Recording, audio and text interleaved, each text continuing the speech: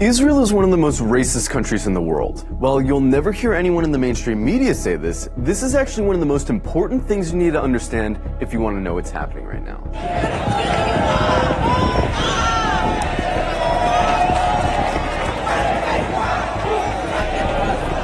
From its inception, the whole idea of Israel as a country was based on racism.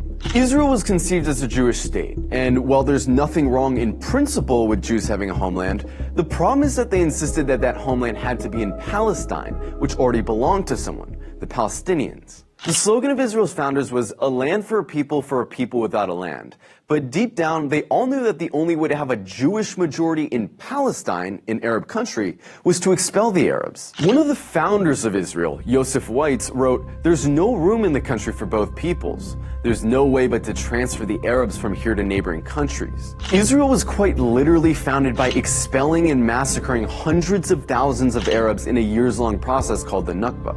And when you found a country based on racial exclusion, you're gonna get a culture that fosters and celebrates racial exclusion. Because countries that commit terrible atrocities rarely acknowledge committing those atrocities. And the presence of Palestinians who remained in Palestine became a constant reminder, not only of the violence that founded Israel, but of the constantly looming threat that they might come back and try to reclaim their land.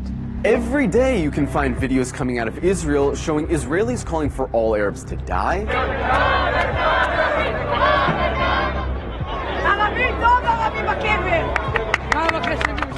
insulting the Prophet Muhammad,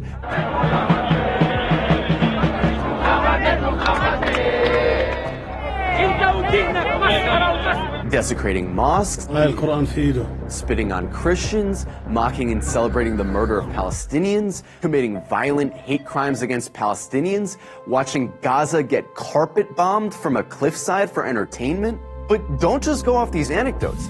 Let's look at some of the polls. One poll found that 2/3 of Israeli teens believe Arabs to be less intelligent, uncultured, and violent. It also found that 50% of Israelis wouldn't live in the same building as Arabs, wouldn't befriend Arabs, wouldn't let their children befriend Arabs, and wouldn't let Arabs into their homes. Another poll found that 60% of Israeli Jews want segregation from Arabs. Another poll found that half of Israeli Jews agree with the statement, most Jews are better than most non-Jews because they were born Jews. The poll also found that 88% of Israeli Jews would be disturbed if their son befriended an Arab girl, and 90% would be disturbed if their daughter befriended an Arab boy. This poll found that about half of Israeli high schoolers don't think Arabs should have the right to vote. Another poll showed that almost half of Israeli Jews don't want Arabs teaching their kids. Not only are these views widely held in Israeli society, they're also represented in government, which codifies these sentiments into law. For example, Israel has a law that says if an Israeli marries a Palestinian, or someone from several other regional Arab states, that person isn't allowed to move in with said Israeli. This law was passed in 2003, but it's been renewed every single year since. Israel also doesn't allow interreligious marriage to be performed in the country, which is meant to deter Jews from marrying non-Jews. In 2018, Israel passed the nation-state law, a law which has constitutional status, which says the right to exercise national self-determination, i.e. have rights, is the exclusive right of Jews, no one else. There's also the Nakba law, which makes it illegal to acknowledge the Nakba, the expulsions of Palestinians that were needed to found Israel. This would be like passing a law to make it illegal to talk about indigenous genocide or slavery in America. There's also the Admissions Committee law, which basically allows towns to operate panels that deny applications for entry based on socio-cultural compatibility, which essentially just legalizes racist housing discrimination. In Israel, advocating genocide of Palestinians doesn't hurt your chances of holding a high position in government.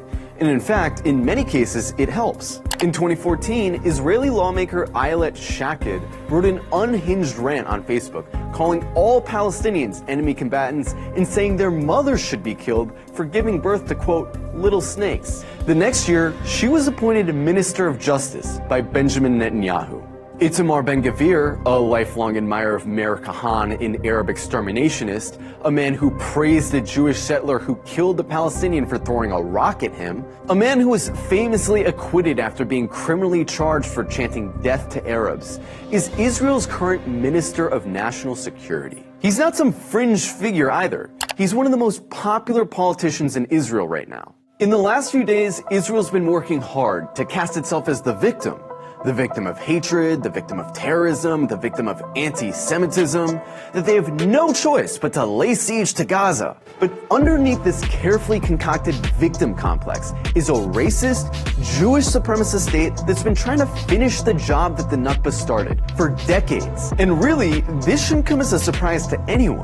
After all, they're literally cutting off water and electricity to a city of 2 million people right now. Their generals talk openly about flattening Gaza and killing the animals, meaning Palestinians. It's obvious their goal is genocide.